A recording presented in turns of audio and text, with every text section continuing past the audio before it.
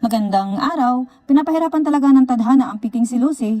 Hindi kasi alam ng impormasyon kung saan gusto makipag-date ni Darius sa kanya dahil hindi naman pwede itanong ng piking Lucy kay Darius kung saan ang restaurant, kung saan unang silang nag-date dahil mahahalata nga siya ni Darius na hindi talaga siya ang tunay na asawa nito. Magrereklamo nga itong si Para kay Belen dahil hindi nga sinabi ni Darius ang restaurant na kanilang pagdedatean. Kaya naman, may isipan ng piking si Lucy na lapitan si Joyce at tanungin saan restaurant ang unang pinag-data ng totoong Lucy dahil alam niyang si Joyce lang ang makakasagot ng kanyang katanungan.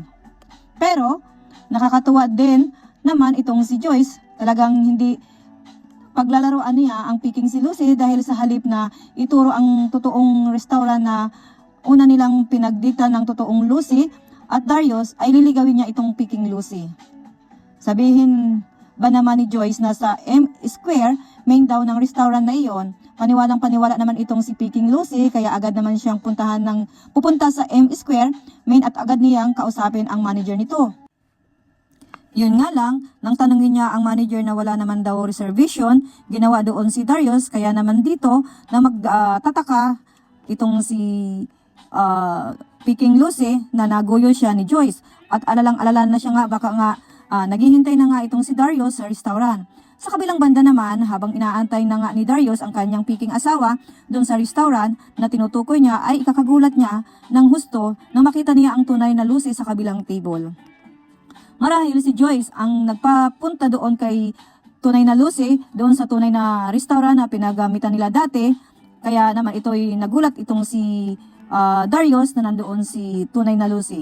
Agad naman siyang nalapitan ni Darius at tatanungin kung ano nga ang ginawa niya sa restaurant na yon. Pero tila ba hindi mapakali ang tunay na Lucy dahil baka biglang dumating ang piking Lucy at ayaw niya nga daw maabala sa kanilang date. At dito pipigilan siya ni Darius ang totoong Lucy at hahawakan siya sa braso.